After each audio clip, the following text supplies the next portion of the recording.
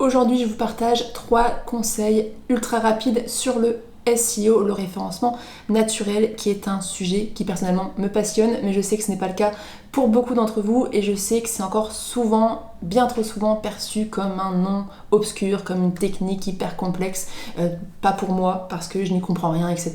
Alors que le SEO, croyez-moi, c'est beaucoup plus humain et en partie beaucoup moins technique qu'on peut le penser. En tout cas, on peut faire déjà de très belles optimisations SEO et donc améliorer sa visibilité sans entrer dans tous les détails techniques, et je pense honnêtement que ce sera de plus en plus le cas, que ce soit avec l'intelligence artificielle ou avec les évolutions de Google qui comprend de plus en plus notre langage humain et qui s'intéresse de plus en plus à des critères humains.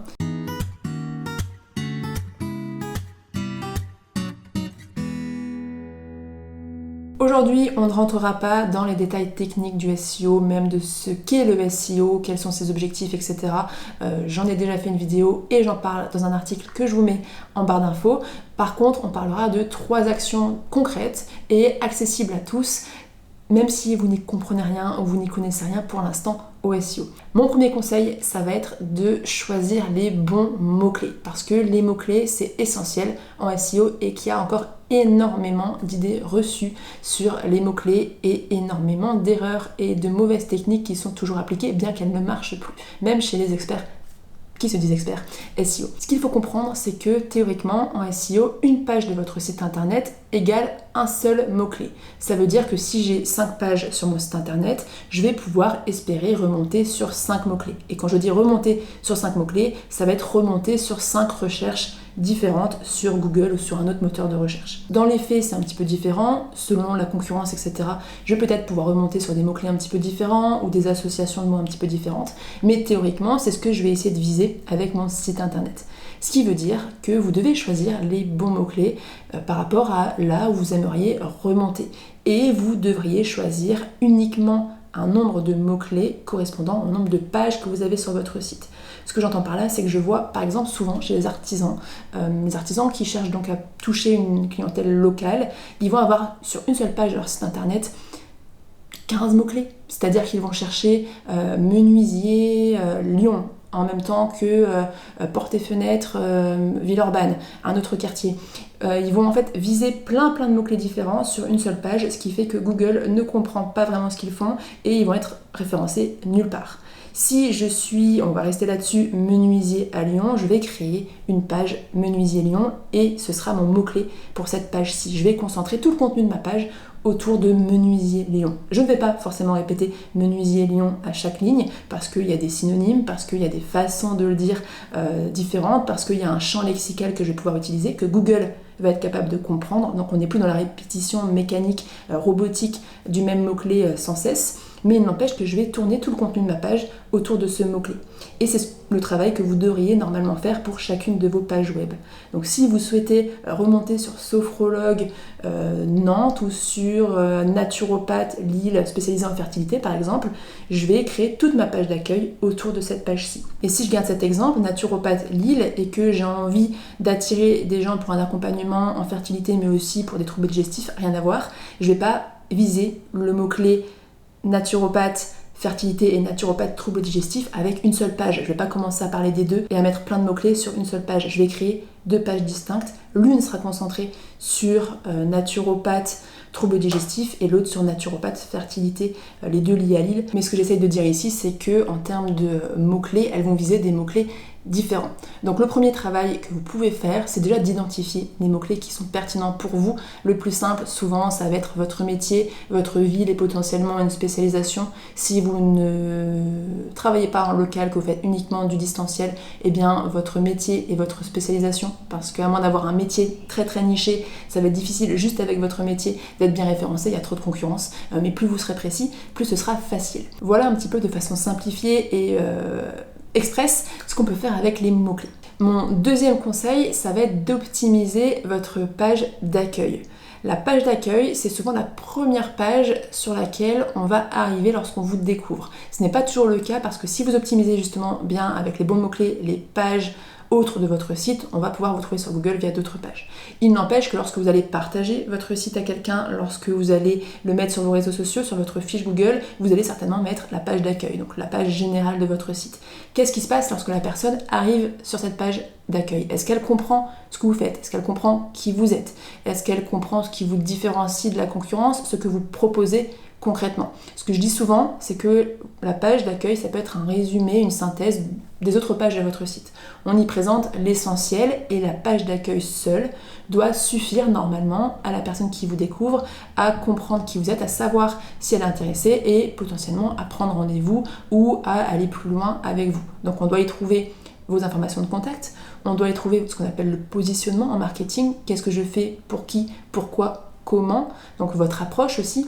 On doit y trouver vos offres, au moins une présentation succincte de ce que vous faites, et souvent on va donner les informations essentielles à la personne et on va l'inviter à aller chercher plus d'informations, à approfondir avec des boutons en savoir plus qui vont la reconduire vers des pages dédiées. Parce que si votre visiteur ne comprend pas en moins de 3 à 5 secondes ce que vous faites, il va partir. Si c'est confus, s'il ne sait pas où cliquer, si il n'arrive pas à lire, il y a trop d'informations, etc., il va partir.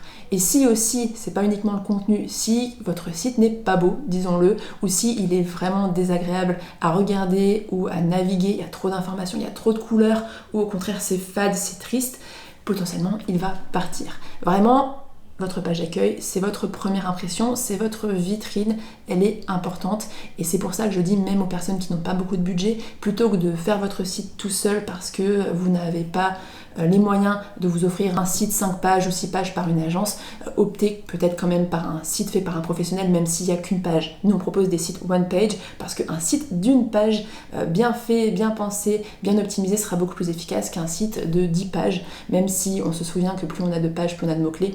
Ça sera quand même plus efficace un bon site d'une page qu'un site de 5 pages mal fait ou simplement si vous n'avez pas les compétences, si vous n'avez pas l'expérience et si vous n'aimez pas ça, vous allez galérer et le résultat ne sera pas satisfaisant. Et mon troisième point, ça va être la fiche Google. Restez avec moi si vous vous dites c'est bon, on connaît, j'ai déjà ma fiche Google. 90% des fiches Google que je vois ne sont pas optimisées et pourtant il y a du travail à faire qui est en plus hyper simple parce qu'il ne demande aucune compétence technique et que c'est un outil qui est gratuit, accessible à tous. La première chose à comprendre avec la fiche Google, c'est que plus vous donnez d'informations à Google, plus il est content. Donc plus c'est rempli, plus il est content. Même les questions qui vous semblent un peu bêtes, ce qu'il appelle des attributs, même si vous dites il y a déjà toutes les informations sur mon site internet, peu importe. Mettez le plus d'informations possible sur votre fiche Google. Remplissez votre description avec des mots-clés. Toute l'importance ici d'être spécialisé ou au moins de donner des situations concrètes, des problématiques concrètes pour que Google ait des mots-clés autres que simplement votre métier et votre ville. C'est très limité, ça ne vous permettra pas de vous différencier. Mettez aussi vos services ou vos produits. Il y a une fonctionnalité sur les fiches Google qui permet de rentrer différents services avec même prix à partir d'eux ou un prix précis. Mettez là aussi des descriptions. Ça vous permettra d'être identifié sur ces mots-clés.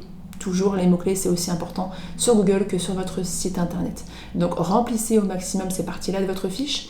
Ayez le plus d'avis possible. Alors, c'est un cercle vertueux. Plus on a d'avis, plus on est mis en avant et plus on a de clients, donc plus on obtient de nouveaux avis. C'est plus difficile quand on commence, mais même si l'algorithme Google est obscur, on n'a pas de vérité, il est 100% sûr que si vous avez plus d'avis Google, vous allez remonter. Il suffit de le voir sur la majorité des métiers. Vous tapez le métier, vous tapez la ville. Ceux qui vont monter le plus seront des personnes avec le plus d'avis. Ça peut être un peu frustrant de voir qu'une fiche a énormément d'avis et donc arrive premier bien qu'elle soit pas du tout remplie par ailleurs. C'est le jeu, ils étaient certainement là avant vous. Si vous arrivez sur le marché aujourd'hui, ayez une fiche Google la plus remplie possible. Ayez le plus d'avis possible, osez demander des avis. Et il y a 2 derniers points essentiels pour optimiser votre fiche Google. Le premier étant d'afficher votre adresse sur votre fiche, une adresse précise. C'est-à-dire que si vous vous dites que je travaille à domicile, je n'ai pas envie qu'on sache où j'habite, je travaille qu'en distanciel, mais j'ai tout de même envie de créer ma fiche. Donc vous créez votre fiche et vous utilisez la fonctionnalité de Google qui vous permet de masquer votre adresse. Vous pouvez le faire, Mais il faut savoir qu'en faisant ça, Google ne vous le dit pas, mais vous êtes largement pénalisé. Si vous n'avez pas le choix, tant pis, mais alors sachez que votre fiche Google ne sera pas forcément un outil de visibilité, vous allez arriver tard.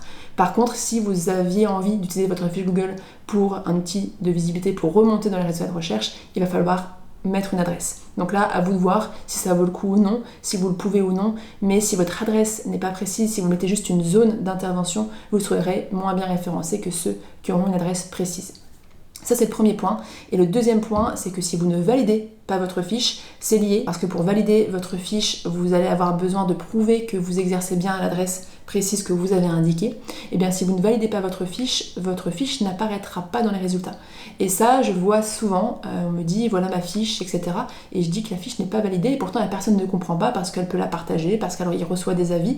Oui, vous avez un lien, votre fiche est accessible, si vous me donnez le lien, moi je peux y accéder, mais si on vous cherche, la fiche n'apparaît pas. Et si on cherche même des mots-clés, la fiche n'apparaîtra pas. Bref, vous êtes invisibilisé et vous serez toujours en dessous, voire même invisible totalement lorsqu'on vous recherchera. Donc, validez votre fiche. En ce moment, c'est de plus en plus compliqué.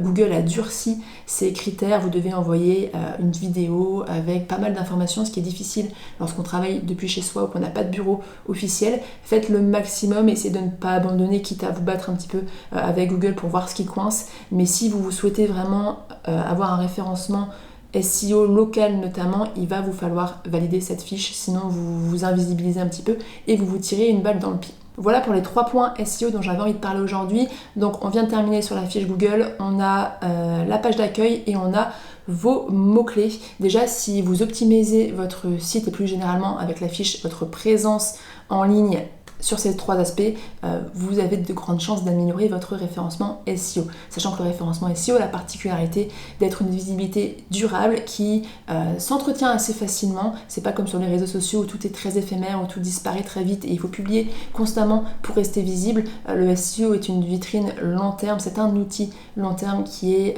très intéressant. Et si vous avez envie d'en apprendre plus, si vous avez envie de creuser la question, parce qu'il y a plein de choses à faire en SEO, n'hésitez pas à nous contacter. N'hésitez pas non plus, je vous mettrai le lien en barre d'infos. On a un programme de formation assez condensé pour vous permettre d'obtenir toutes les bases, de mieux comprendre ce que vous pouvez faire et ensuite d'appliquer ou non les actions que vous voulez sur votre site et sur vos outils. Et on fait aussi de l'audit si vous souhaitez un regard extérieur, un regard expert sur votre site pour savoir ce que vous pouvez faire et plus généralement aussi sur votre communication et votre visibilité en ligne.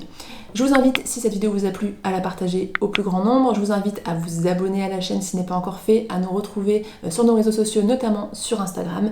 Et je vous dis à très vite pour une prochaine vidéo.